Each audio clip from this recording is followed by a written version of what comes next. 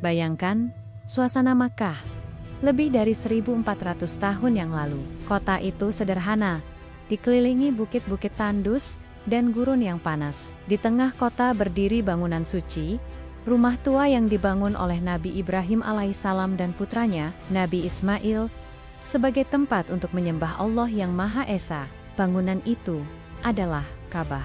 Kaum Quraisy dan seluruh kabilah Arab menghormatinya, meski sebagian besar dari mereka masih terjerumus dalam penyembahan berhala. Namun Ka'bah tetap menjadi pusat perhatian, simbol kehormatan, dan jantung spiritual Jazirah Arab. Di tahun yang kelak dikenal sebagai Tahun Gajah, seorang penguasa dari Yaman bernama Abrahah membulatkan tekad untuk menghancurkan Ka'bah. Ia adalah gubernur yang ditunjuk oleh kekaisaran besar, dan ambisinya melampaui batas. Abrahah telah membangun sebuah gereja megah di Yaman, berharap orang-orang Arab datang untuk beribadah di sana. Namun kehormatan Ka'bah jauh lebih agung. Orang-orang tetap menunaikan ibadah dan berziarah ke Makkah, bukan ke bangunan Abrahah. Keangkuhan dan iri hati menguasai hatinya. Ia merasa terhina, lalu memutuskan bahwa satu-satunya cara menundukkan hati bangsa Arab adalah dengan menghancurkan Ka'bah yang mereka muliakan. Maka dimulailah perjalanan besar yang menggetarkan sejarah. Abrahah menyiapkan pasukan kuat, ribuan tentara dengan senjata lengkap. Tidak cukup dengan kekuatan manusia, ia membawa serta hewan-hewan perkasa yang saat itu menakutkan bagi bangsa Arab. Gajah-gajah besar, salah satunya, disebut-sebut sebagai gajah paling kuat yang menjadi kebanggaan pasukan Abrahah. Di masa itu, orang Arab jarang melihat gajah, apalagi dalam jumlah banyak. Bayangkan betapa gentarnya mereka mendengar kabar pasukan bergajah bergerak menuju Makkah.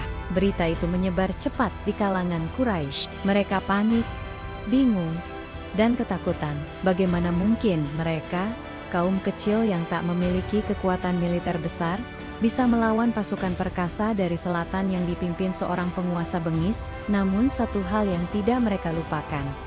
Ka'bah bukanlah sekadar bangunan batu. Ka'bah adalah rumah Allah. Dialah yang akan melindunginya. Abdul Muthalib, pemimpin Quraisy saat itu sekaligus kakek dari Nabi Muhammad SAW yang masih bayi, mengumpulkan kaumnya. Ia menenangkan mereka, mengingatkan bahwa manusia tidak memiliki daya dan upaya untuk melawan pasukan sehebat itu. Abdul Muthalib berkata tegas, Ka'bah memiliki pemiliknya sendiri, dan dialah yang akan menjaganya. Ucapan itu tertanam kuat dalam ingatan orang-orang Quraisy. Pasukan Abrahah akhirnya sampai di pinggiran Makkah. Gajah-gajah besar berdiri tegak dengan belalai, yang siap menghancurkan apapun.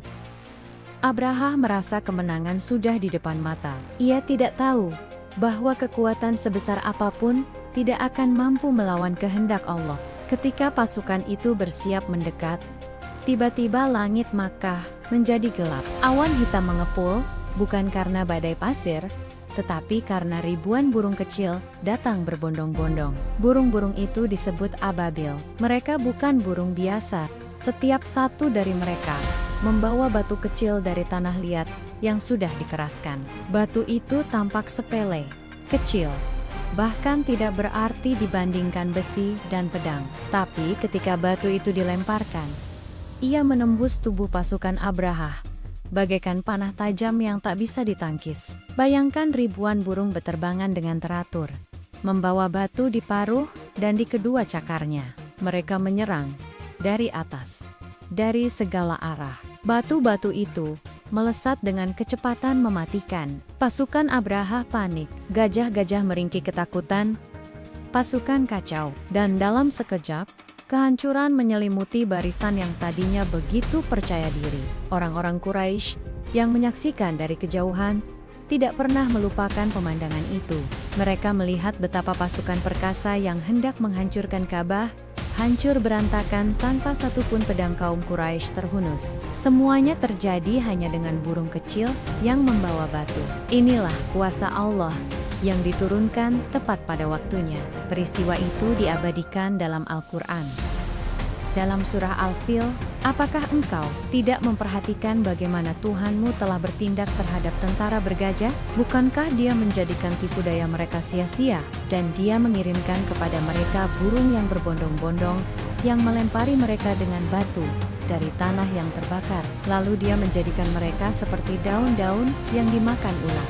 Kata-kata itu bukan sekadar cerita, itu adalah bukti sejarah, mukjizat nyata, dan peringatan bagi manusia di sepanjang zaman, bahwa sehebat apapun kekuatan manusia, jika digunakan untuk kesombongan, melawan kebenaran, atau menghancurkan simbol-simbol Allah, maka kehancuranlah yang menanti. Sejak hari itu, kisah pasukan gajah menjadi pelajaran besar. Tahun itu juga dikenang sebagai Tahun Gajah, tahun kelahiran Nabi Muhammad SAW. Betapa luar biasanya rencana Allah. Di tahun ketika pasukan sombong ingin menghancurkan rumahnya, justru lahirlah seorang bayi yang kelak akan membawa cahaya Islam ke seluruh dunia. Kisah burung ababil bukan hanya sejarah yang diceritakan berulang kali, tapi juga simbol pengingat, simbol bahwa pertolongan Allah bisa datang dengan cara yang tak terduga. Allah tidak mengutus malaikat dengan pedang, tidak pula angin topan yang menyapu habis, tapi burung-burung kecil dengan batu di paruhnya. Sesuatu yang dianggap remeh oleh manusia, ternyata bisa menjadi senjata pemusnah ketika Allah berkehendak. Dari kisah ini, umat Islam belajar untuk tidak meremehkan kekuatan sekecil apapun. Kita belajar untuk selalu bersandar kepada Allah, bukan pada jumlah, senjata, atau kekuasaan.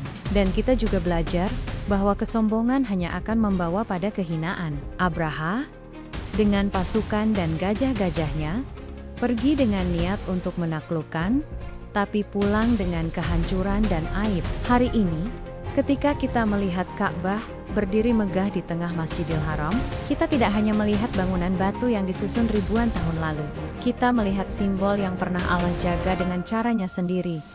Melalui burung ababil, kita melihat bukti bahwa pertolongan Allah selalu dekat bagi mereka yang beriman. Jadi, setiap kali kita mendengar kata ababil, jangan hanya membayangkan burung kecil di langit, bayangkan pertolongan Allah yang nyata.